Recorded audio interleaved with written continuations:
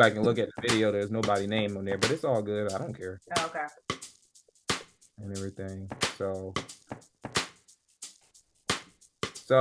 y'all funny, man. First of all, let me go ahead and get this out of the way. Shout out to my ladies. Shout out to the Las Vegas Aces, man. I saw that, man. I saw the they were streaming live the party. Me right now.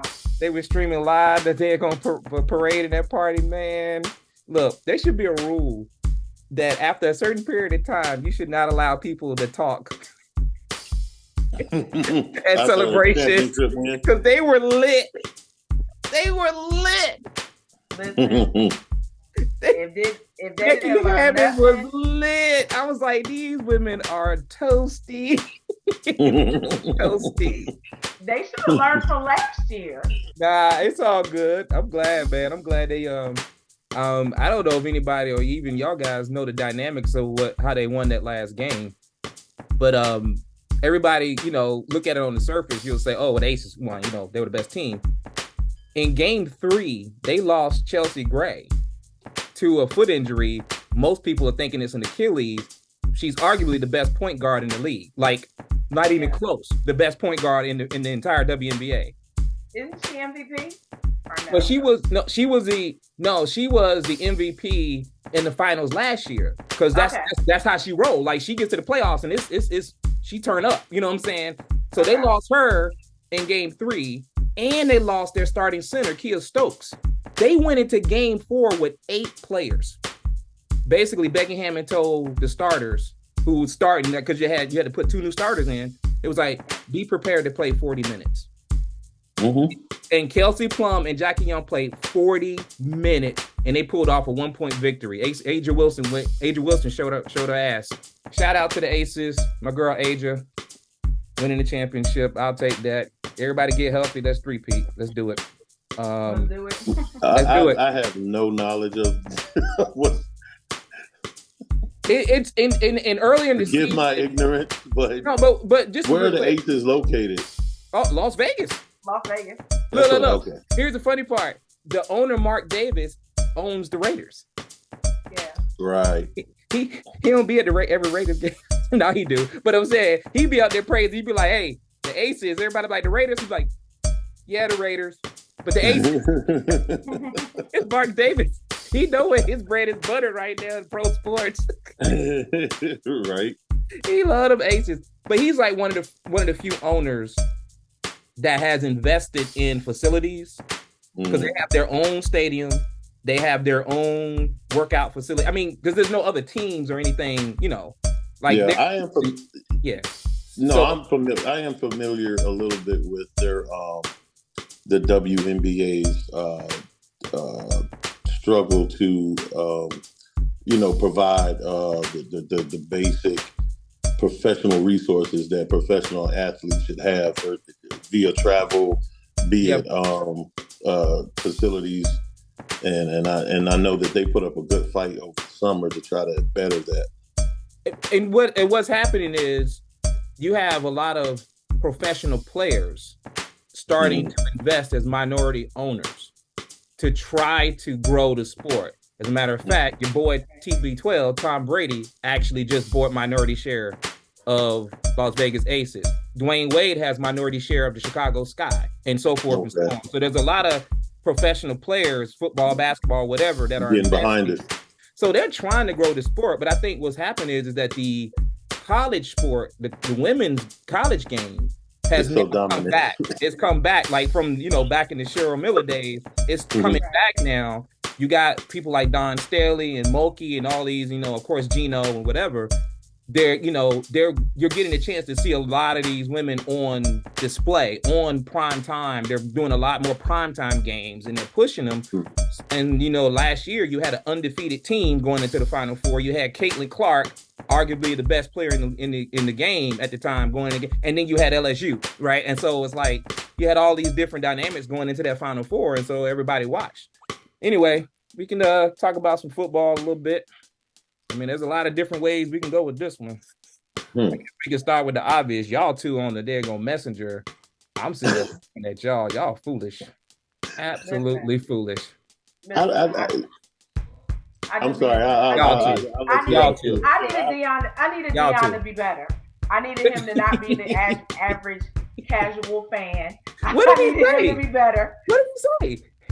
The truth. I had to point that out to him. What was the truth? Hey, hold on, Cuzzo. Let me say, hold on. All right. You're really going to have to moderate. You're going to really have to do your job on this because... Go ahead. You got a defendant and a plaintiff. So... Y'all, you funny, bro. You funny, bro. See the hoodie?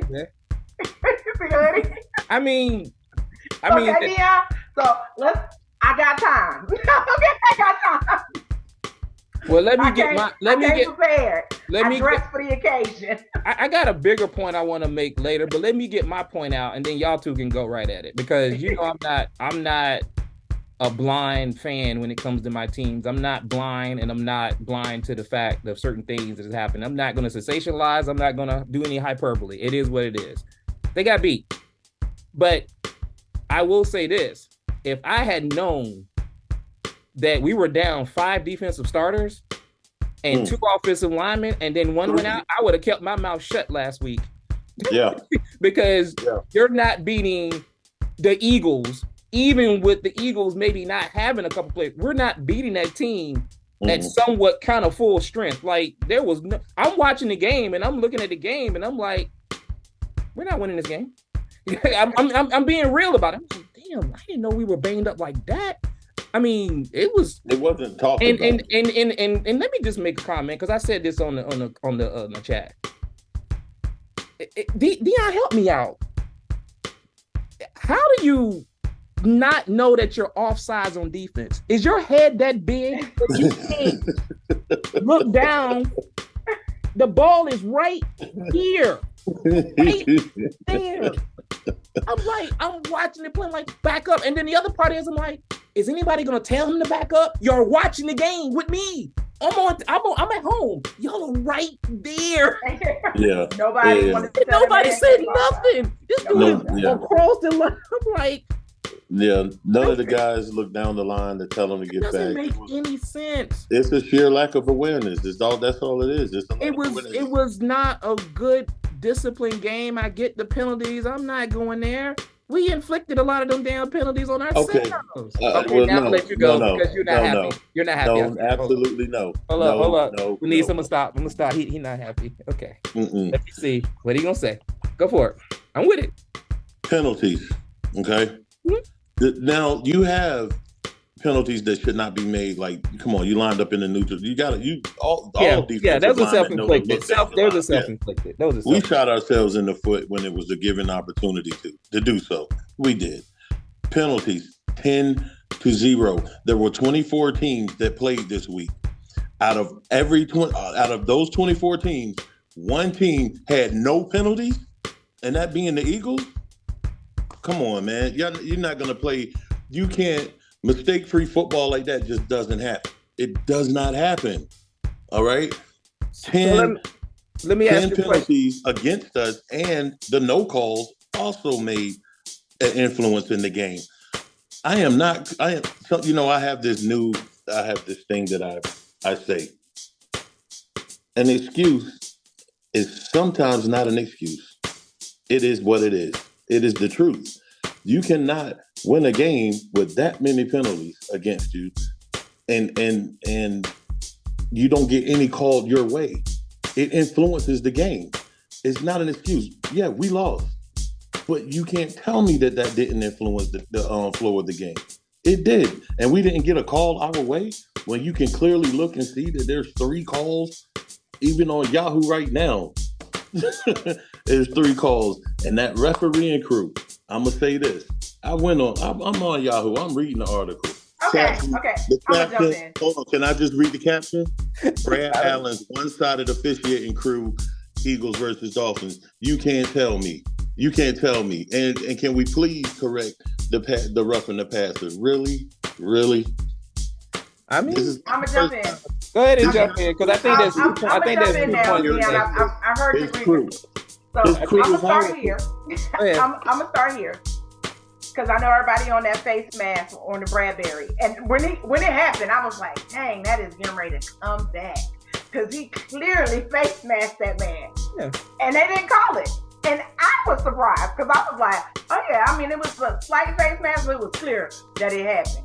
I was like, the head turned. I missed it. It didn't get called. Gotcha. As far as with the holding on the pass rushers, let me say this. Every game we've played this year, I could call a holding call on Sweat and Riddick when they coming through with the pass rush. And it doesn't get called unless an O-lineman absolutely tackles one of them. So you ain't getting no sympathy from me on that. Every game we play, them dudes get held. And nobody calls it unless they actually get taken all the way down to the ground. It is what it is. Now. What's the now? Also, where you going now? I won't say that we played mistake-free football, but this is the first time that we actually got home cooking in our stadium all season long. Wow, you just really admitted to you really what? Just but Deion, I mean, because unlike you, Deion, I'm real with mine. So yeah, we got some home cooking on Sunday. We was due. I understand that, man, but no, there's a point that she just owned up to. So they haven't had any home cooking. So what do? You go out and get Brad Allen's crew and get served. We don't need the rest. Cooking, like really. But here's the thing, though. Here's the thing, Deion. But we don't pick the ref. The Eagles didn't pick the ref. Right. So like, let's not do that. I get it. You mad y'all lost. I'm not mad we lost. I'm not mad about that. I think I think people are upset of how it went down. Because if you weren't mad that you lost, you wouldn't be hanging on to stuff. Because what you would do is get to the heart of the matter on X's and O's. Because let's talk about the fact that even though my whole secondary, except for 2 starters, gone. We didn't have none of them in that game. We had Bradbury and Slay, the only 2 starters that we had in our secondary. Mm-hmm. On last week, what did I say? I was like, I don't know what we gonna do because we ain't got nobody back there to stop them boys when they get to running. But you had Bradbury and Slay. We had Bradbury and Slay. Both of them dudes are all pros. Both of them dudes are all pros. Wait, but hold on. But and you had your pass rush back. My pass rush I wasn't worried about that. But we ain't been great on the run all year. But Hassan, and y'all listen to the narrative because the narrative is that Hassan Reddick is not good at stopping the run. Who said that? I don't know where that came from. I never said that. You gotta stop looking at ESPN and bringing that to here. Nobody said that. I just said y'all said it. I said that's the narrative. And so your coaches was running at him and Hassan did his thing. But also what we did that most teams don't do against y'all is that when you caught the ball, we tackled you and stopped you right there on the spot. With the exception of that split coverage with the backup safety. Why are you playing with Tyreek Hill? But Bradbury's on him, and you supposed to be help over the top. We were catching the ball all over the place. What you doing? I don't disagree with what you're saying. Split that coverage every time and run through for the touchdown. And honestly, I don't know why y'all didn't keep going back to that because we stayed in that same coverage all night. I can tell you why we didn't go back to it. You're just talking about X's and O's. Lenise, we're not beating y'all with 3 starting linemen down. We're not beating y'all. Okay. We can't run the ball. People look at how we throw the ball around the yard, but what they didn't look at is we came into the game as the number 1 rushing attack. Absolutely. And if there's no way that we're going to take 3 backup linemen in a game, Armstead being an all-pro first team. I get it. And that's what I'm saying. But what we did X's and O's, and we did fundamental football. We did what everybody tries to avoid doing in all situations, becoming one-dimensional. We made y'all one-dimensional. You didn't have a choice but to throw.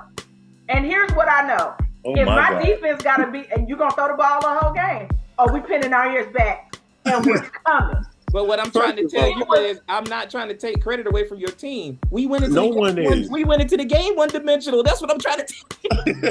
But here's the thing, though. We had no shot. But here's the thing though. You can go into a game that way and it still not play out your way. We still had to play. No, you got to play the game. We still had to make those plays. I got you. We had to make those stops. We had to tackle that way. Football. And y'all played the game. Y'all played the game. I'm just saying that it was a one-sided game. You just don't understand how hard it is to play mistake-free football. And the calls that we did not get. It's hard to play mistake-free football. I'm not saying that we played mistake-free football, but you're not gonna tell me, which is what you're trying to convince me of, is that the fact that we didn't get no penalties and y'all got the penalties, not you, Pete, Dion, is the reason that helped y'all lose the game. But we played football. But I'm saying, Lenise, I don't think it's going that far. What he's saying is there are some plays out there that you can point to that happened a certain way that may have been a different result. That's all he's saying. I'm not saying that I'm not saying that we're going to do the way that y'all were playing. The way we're not winning that game. And to your point, X's and O's, we didn't have any of our starting corners. I am surprised AJ Brown didn't get 300 yards. So what I'm saying is there's a lot of variables, and I think what Dion is saying, and maybe I'm wrong, that he's saying that some of those penalties could have made other things happen in the game. That's all he was saying, is that some of those penalties might have helped us be in the game. Damn. That's how I look at it. Like maybe a couple of penalties might have helped us. Now I'll agree with that. That they could have helped. Depending on which penalties it was, it could have helped you been more in the game. Absolutely. Hey, it's all good. I will say this. I have listened all week to how we didn't stand a chance against y'all's offense. I have listened all week. Yeah. And it's stuff. Listen, I've listened all week to this. The day all the things. Listen, by Thursday, I was ready to play that's what it in is, the middle of the street. She got fired up from other people and took it out on me. I'm about to say. She took it out on me. I was ready to play the game because I was like, well, why are we even suiting up? Because according to everybody, we don't stand a chance. Like, Rex Ryan was the only one that had faith in us. Philadelphia and our Kelly Green. Who the hell would say y'all don't have a chance? Philadelphia at home on prime time with some of your defense. Okay. I get where I now understand, Lenise. I'm banning you from watching the ignorance that is on because you bring that smoke to us and we ain't even understanding where that smoke coming from. Yeah, like I told you before, if I would have known, the little bit that I said last week about y'all need to get your offense, get ready, I wouldn't even have said that damn statement if I'd have known we was going into the game like that. I was like, oh hell no! I'm literally watching the game, and you know me, I'm a fan, I love it. But I told you a couple weeks ago when everybody, and see, this is the other thing I want to get into. Let's just transition into it. It seems to me like and let's talk about media or whatever. It seems to me like everyone wants to make a statement each week that's a hyperbole or like sensationalism that gives them something to hold their hat on. This team is the best team in the league, or this team got the greatest defense, or this team's got the best quarterback. Right. And I'm thinking to myself, when the Dolphins hung 70 on the Broncos, it's kind of hard not to look at that and go, damn, that offense is kind of, whatever. Yeah.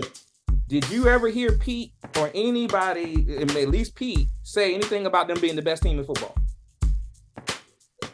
No, because I knew better. And my thing is, there's so many variables that go in. It's so many variables each week that goes into games that I'm kind of getting sick and tired of listening to. And I guess maybe I need to get off the TV at times. Taking one sample of something that happened this week, and they want to put a totality of everything that team is or isn't. It's the end all be all. There's no way that you can evaluate a team to be something in 7 weeks. Each week is something different. Styles make matchups. Some players are available. Some coaches are stupid. One day it snows. There's so many variables. You can have a great quarterback, right?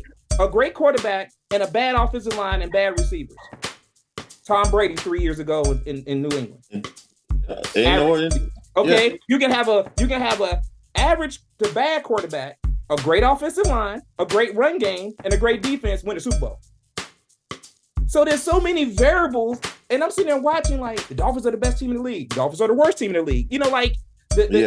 What's wrong with the Eagles? Oh, they're the best team now. Like, right. like every week, it's like, and I'm sitting there listening. Okay, now, the Lions lost. Maybe they're not as good as we think they are. No, they're good. They just had a bad week. They went up against a team that was desperate, that they have talent, and Lamar Jackson decided to show his ass a little bit, which he ain't done all season like that. So, but I just thought, tell me if I'm crazy. I'm just trying to figure out, is this going on more than what I think, or am I just kind of like, No, you're right, because like, I go on ESPN, but ESPN is very professional and I admire that. But even that, sometimes they'll have some key people that are on the ESPN shows, and they're, is so-and-so done Jalen or whatever weighs in or whatever. But on Yahoo is where you really see all of that. Now they're going down, or they one team wins, they're headed for it. It's any given Sunday, it's week to week, it's matchups, it's everything that you said that goes into it. And it's how you swing the narrative, right? You can swing a narrative any way. Like if I was, let's just say, for example, if I was an Eagles hater, brace yourself, Lanice. If I was an Eagles hater, because there's writers out there that's writing against the Eagles. I'm sure you know about a few of them. Yeah. But here's the point I would make. Until Sunday, the teams that the Eagles had beat all had 500 records or worse. I could spin that narrative and say, well, who have the Eagles played? I'm not going to do that because I know better. They're a good football team. They're the defending NFC champs, right? I'm not going to do that. They also were banged up. I'm not going to do that. You see what I'm saying? But you look at people that say, well, this team is that because of this, and this team is that. And I'm thinking to myself, these narratives are crazy. The Dolphins have actually played a bully game. The Patriot game was actually a bully game, but we don't look at the Patriots because why? They're not winning games. But it was actually a bully game. They did not let us do what we had to do. We had to run the ball against them. They did not let us throw it around the yard. We won the game. We played a close game against the Chargers, but now the Chargers aren't winning, so we don't look at the Chargers as a good team. It's kind of like these narratives. I'm thinking, okay, the Baltimore Ravens, they lose these games. Now that they've blown out the Detroit Lions, who's a good football team, now the Ravens are, now they're one of the favorites to win the Super Bowl. It's just, I don't know, it's just getting a little tiring, man. I'm sorry. I know that's part of the game, and I know that's part of being a sports fan and part of it, but I'm just like getting a little tired. I'm like, God, dog, can we just look at the games, evaluate them, have your opinion? Everybody's not going to agree, but have your opinion, and then we move on. We don't have to crown everybody like the Super Bowl champs right now. Like, I'm trying to figure out why that happens a lot, but that's just my soapbox, man. Because you have to pick a team at the beginning of the season. And then you gotta ride with it. And then you gotta ride with it. And then you gotta ride with it. You gotta ride with it. You gotta roll with it. Right. You gotta roll with it. Like they make you pick at the beginning of the season who you think is gonna win the Super Bowl, and you gotta ride with that because they absolutely will remind you on those shows who you picked to win the Super Bowl. Actually, I don't even know who I would have picked because I didn't pick. I don't even know who I would have picked. I probably would have picked the Eagles just based on because I didn't know what we were gonna do, and then I thought San Francisco. I didn't know what they were gonna really be. But yeah, so I would have picked San Fran, even though let's talk about your boy Purdy, Lanice. Talk about Purdy, man. Out here throwing picks. I did ask you. Did you see my post in the group? I saw it like about an hour ago. I was like, here she go. Dion, this is what we're dealing with. The petty and the trolling. She gonna troll. I told her I didn't want to troll. Denise, you can't get tied up emotionally. You gotta just let it breathe. Just let it breathe through, and then just come. I told her on Messenger. I said, "Well, hey, look, I refuse to be trolled. I'm out." I saw that. Yeah, you was like, "I will not be trolled." No, you said, "I'm not in the mood to be trolled right now." Which you didn't say that too, Dion. You actually gave her a window to keep trolling you. You should have just cut because you were like, "I don't feel like being trolled right now," which let me know you were in your feelings. Which is why I said. Your message, your original message. I'm not going back there. You were in your feelings, and it's okay, Dion. Let's move on. No one's in their feelings. And it's okay, Dion, because guess what? Had we lost, I'd have been in my feelings about it. If the Eagles would have lost that game, and no matter how we lost, she would be hot. She would be hot just because she's a fan. She would. I take every loss personal. I call it how I see it. And, I think they need to do something about the rough and the passer. I think that's garbage. the dude was do you like, how do you feel about, let me just ask you that, when you saw that call when they called my man for roughing the passer, I think most roughing the passer calls are trash. Because, and honestly, I think a lot of defensive hit calls, when they're like, oh, it was targeting this, that, and the third, like, I think most of that is BS, because I get they're working on player safety, they're trying to make it safer, but let's be clear, they running around in pads and helmets and making it's a contact sport. It's dangerous. Yep. I mean, it's dangerous, but you're also asking defenders in a lot of cases to defy gravity. Once I've left my feet to make a tackle, that's it. I don't know what you want me to do. That's it. That's it. I just, because what goes up must come down. Yeah. And a lot of times with the receivers and running backs, when they're catching a ball, they know they're getting ready to take a hit. It is absolutely human nature that you are going to try to protect yourself from taking the blow. And what does that mean? You are going to bend down. A lot of those head-to-head contacts, they can't be avoided.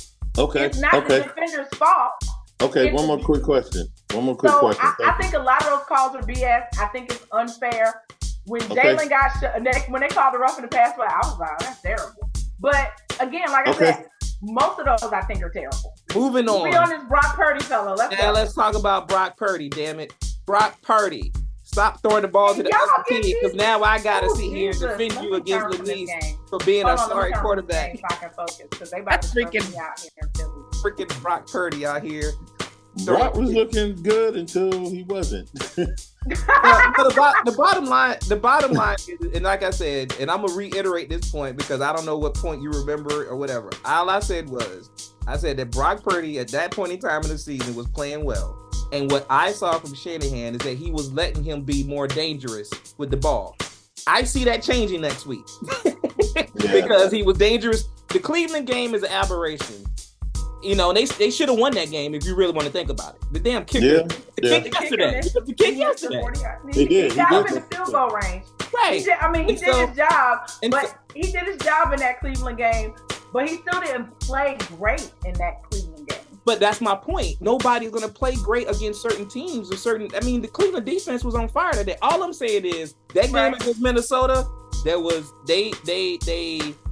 offense, Trent Williams, is a big deal, but you went into the game knowing that. So I always say, if you go into the game knowing certain things, that's on you if you want to run the same plays. That's on you if you want to run the same stuff. The last interception, the one that he threw early in the game, I was like, I get what he was trying to do. The receiver didn't go all the way. That last one, that was just a bad throw. That was a horrible. It was. Yeah, it was. Just threw it. I was like, where were you throwing that, kid? It was. I didn't make Brock Purdy. I didn't don't tell Dan Orlowski that. What happened? Oh, they killed me. Dan always trying to take look, I love D.O. But he always trying to. That man today was fighting everybody 10 toes down that Brock Purdy has still played a good game, and that he did. And then Marcus Spears was ready to fight him because he was like, "Bruh, it's okay for somebody to say that somebody had a bad game and hold them accountable for having a bad game." I think Dan afraid somebody gonna unfollow him, like if he say something bad about him. I'm not gonna get on here and sit here and try to make any case for that. Look, he played as well as he could to a certain point, but there was that last throw with the game on the line. Because here's the thing, this is what I always say about quarterbacks. Do you understand where I'm going with this? We talked about it last week. Situational football, right? Situational football. There's no reason for you to throw an interception on first and second down. I mean, if you really think about it, if a quarterback throws an interception on first and second down, that's just careless, that's just reckless. Because you always got the option to check the ball down or run with the ball and live on third down and fourth down. Especially if you know you need a touchdown. You got 4 downs to get the yards. That was I like the fact that Minnesota really showed up, man, and they were determined, even though they were down there, starting wide receiver, their starting running back, and and it was Monday night, and Kirk Cousins, that don't ever go well. But see, we didn't even have to go anywhere else. That was the key to the game. Kirk played well. This dude was out here. This dude was out here. But not only that, his O-line played well. Kirk didn't get sacked last night. It all worked. Everything they were doing, it worked. It worked. I mean, the first series we threw a pick. Minnesota's O-line is subject to let at least 2-3 people through, and Kirk be running for his life, which is how the turnovers. Well, and the funny thing about it is they won a lot of one-score games last year. They lost a lot this year, but this year they're also losing the turnover battle. And then look, first series of the game, Kirk throws a pick when your boy takes the ball away, and then you get him back later for the touchdown. And that was tough. That was kind of dope. A hell of a play. Yeah, that was a heck of a play. But my point is, on both ends, that was just a hell of a play.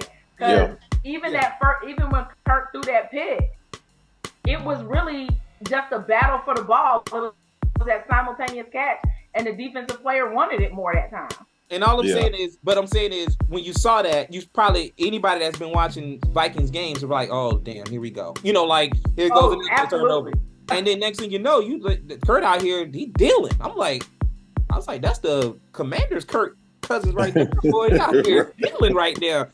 You like that? And I was mad. Why you was mad?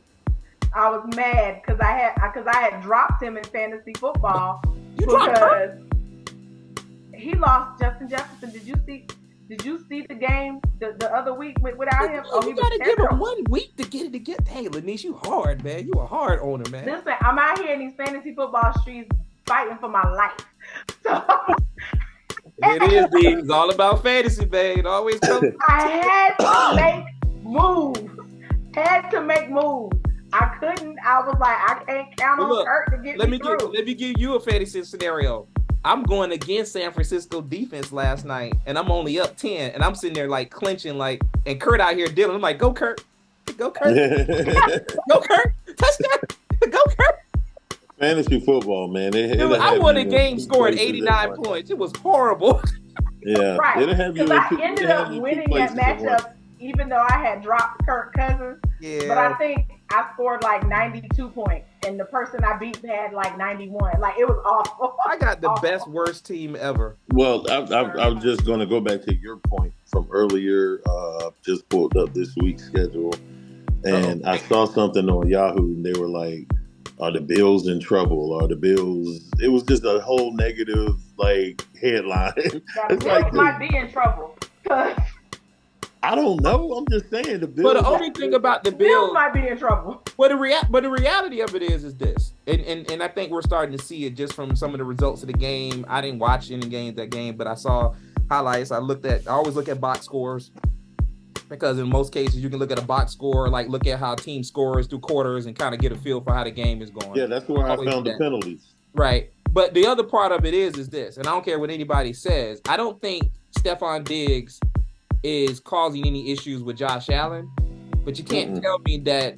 I watched a couple of Buffalo games. He's forcing the ball to him again, because there is no reason for you not to get the ball to some of those other weapons, especially Gabe Davis. That's number one. Number two, their two best defensive players are out for the season. Yeah. That's not, you're not going to replace that. You don't just, like I was telling you, you can't just go out and just pick another white, Trevor White, and you can't just do that. These guys are pros, all pros for reasons. So are they in trouble? I mean, the Patriots still in the division, the Jets still the Dolphins can throw a dud in there every now and then, but do I feel good about us winning our division, even with the losses we have? I do. I do. I really do. I really do. I feel like the Dolphins need to take care of it. I think y'all are going to win the division. I do. But I think a lot of people thought that, of course, a couple weeks ago, right? Because they put the hyperbole on, they can't beat the Bills, and the Bills still the king of the division. Yeah, the Bills can't beat the other teams. I'd rather have two losses against good teams than have bad, two losses against good teams. What are we talking here? Yeah. Well, got two losses against good teams. That's why I said, I think the Bills might be in trouble. Like the first game, you know, people were like, oh, because they went to London late and this, that, and the third. But then it was like, I'm like, okay, well, they back from London and they barely beat the Giants. And then, then there was this past week, and I was like, well, I mean, that could be a thing. They's on a roll. Yeah. But in the wrong direction. Even the game when we lost to them, the way they beat us, I saw that as a poorly called game by our offensive staff. It just, that wasn't us. That the identity wasn't there. You know, there's a lot of things you can do to hurt yourself.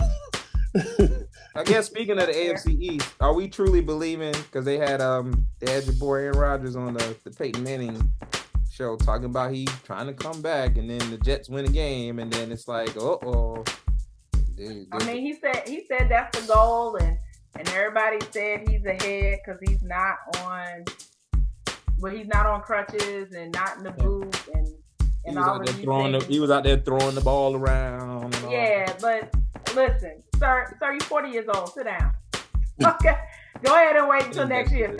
Sat down somewhere, and I don't wish this on him. I would hate to see this happen to him because I actually like Aaron Rodgers. But if you come back too soon, you're going to get hurt again, and then it's going to really be a problem. So like, sometimes you got to protect players from themselves, as they say, which is why the Vikings was like, we're going to go ahead and put Justin Jefferson on IR, even though he said he's fine. Go sit down, young man. We're going to take care of this. Go sit down. No, we're going to fix it so you can't bother anybody about coming back for at least 4 weeks.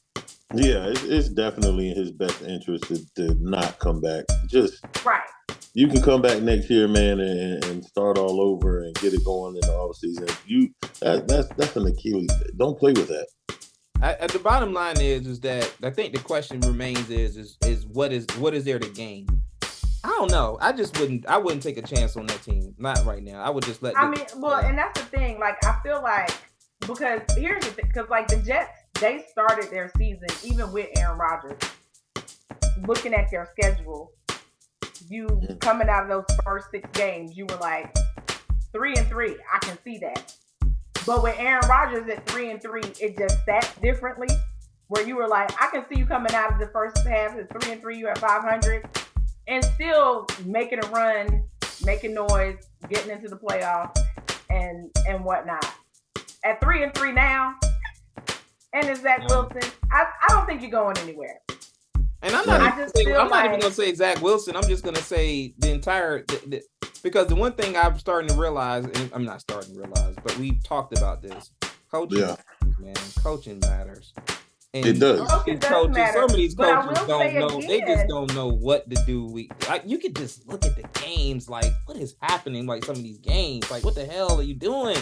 Yeah, right. But I will say, and the Jets coaches don't scare me, I guess is what I'm saying. The Jets coaches I feel like his reason is that, the goal is to come back because he's thinking they're going to be in playoff Super Bowl contention.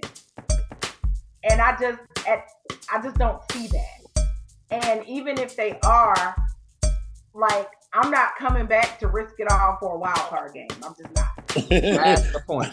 Like, I'm just not.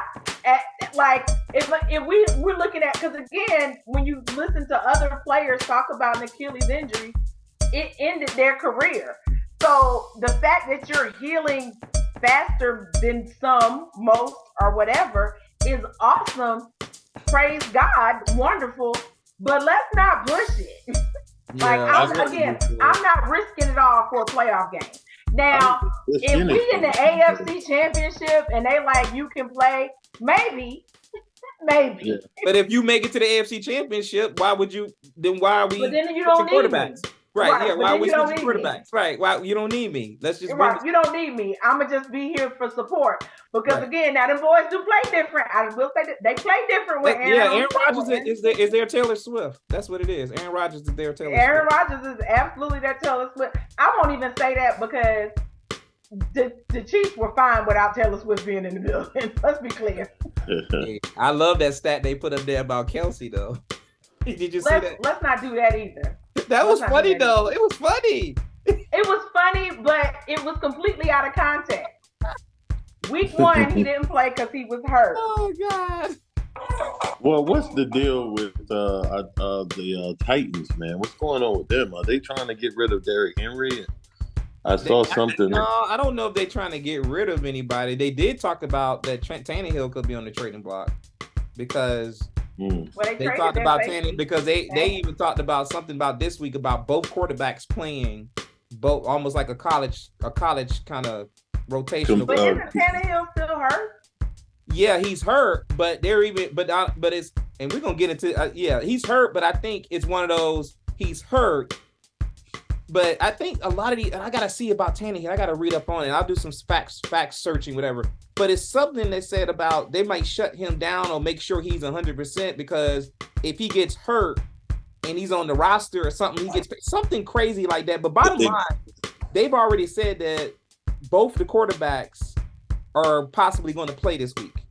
It's the rules. I think that they did. Backup quarterbacks. They said they might do a road. It was something I heard it just today about something like that. I was like, I got to go read up on that. A hot mess. It's something to do with the rule.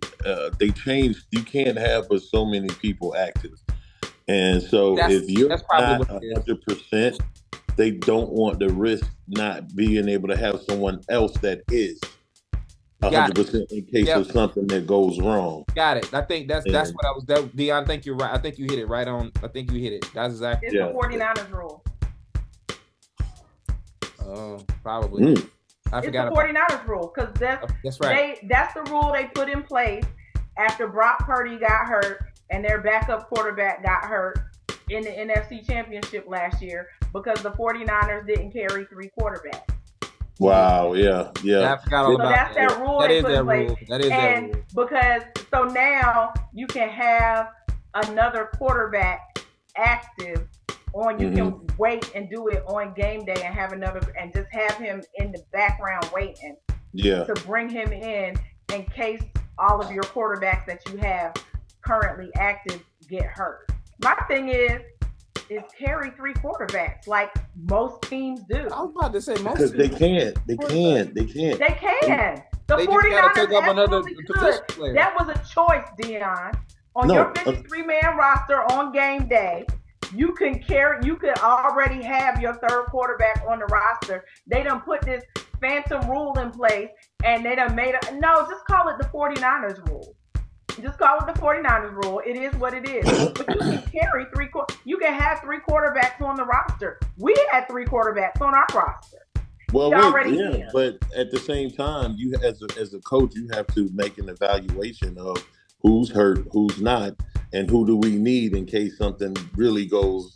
So you're saying is, in some cases, that 3rd quarterback is not important as maybe having an extra lineman or for that game. Yes, that's my call as the head coach and the staff. Because they have to turn in the lineup every week. They have to turn in the lineup every week. Yep. Exactly. Yep. I get what you're saying. It's crazy, man. What's up? So, going into the NFC Championship, and you're the team that's already lost 2 starting quarterbacks, you only gonna carry 2 into the game. Oh, you taking something back to something that everybody. I'm just saying. If I gotta make executive decisions and it's for the game for the Super Bowl, that role that I know I gotta have, the quarterback. I'm gonna have 3 of them. But here's what I would say to you, Lenine. To be sure. That's fine. What I would say to you, though, if you want to take that role out, here's what I would say to you. And I'm, the stats is my life. How many times has that happened in the history of football?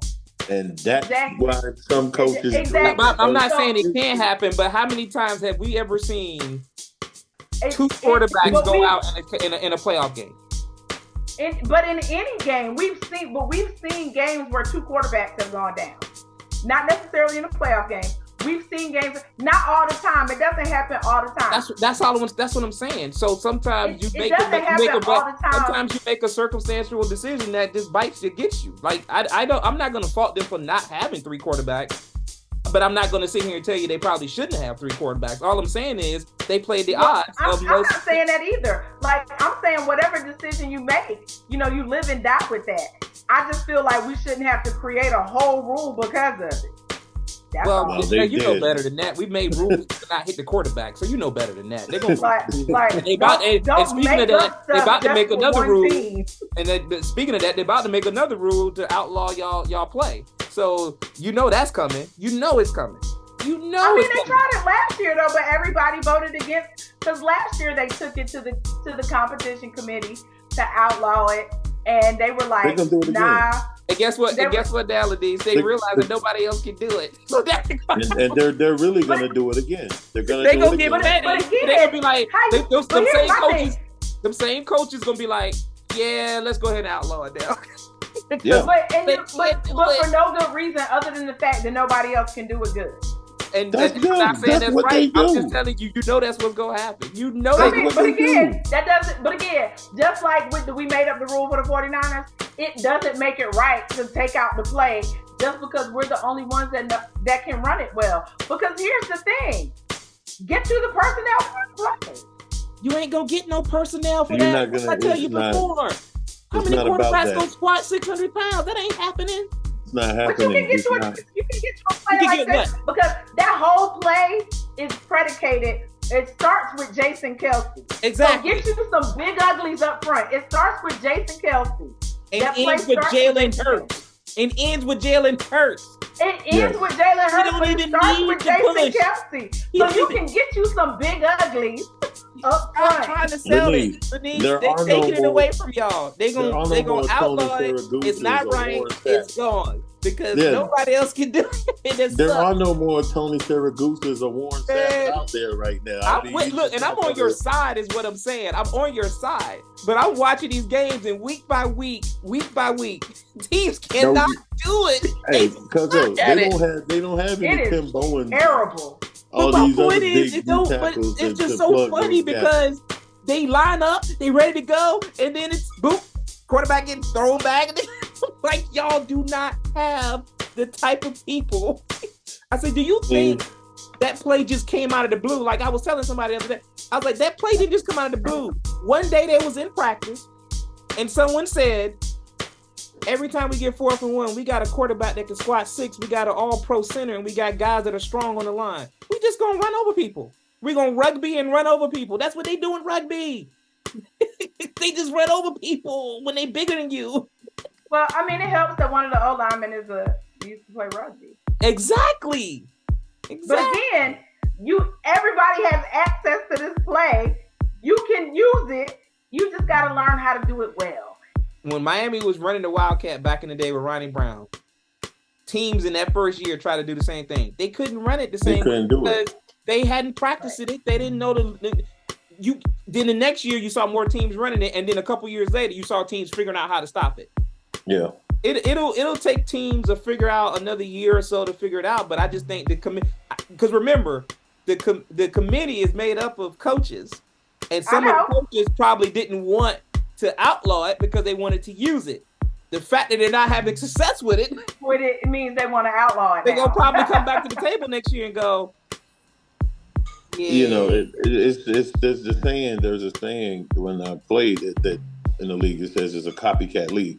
Well, they can't copycat this right now, so they're upset about it possibly. That's exactly. And they want it out. I mean, right. I get it. I don't have a problem with it because the way that you stop it is you have to get them 3 and out so that they're not in a 2 and 4 situation. You get them out there at 3rd and 5, 3rd and 8. Now you can't do that. You can't. You're not going to do that for 5 yards. That's my point. I've said the way you stop it right now, you just get them off the field before they get them off the field. Get them off the field. Get them off the field. I got a question. How do y'all feel about the Colts black helmets? Yo, those is nasty. I like those helmets. Uniforms was dope, actually. Yeah, that whole uniform. I like the uniforms. They were dope. Yeah. Because I'm completely biased. The Kelly Greens was the best ones this week, but the Colts were my second favorite. No. The Colts brought in the second. They brought in the second for me. Those helmets, Because when they showed the helmets, I was like, I forgot who was playing a couple times. It didn't confuse you just a little bit because I was watching the game like a college game, but who's playing? This. I was like, but yeah, and by the way, they got hosed a little bit with the refs. Oh, they did. They talked about that too. The official. They absolutely got hosed because that pass interference call. Listen, that joint was totally uncatchable. Won't nobody catching that.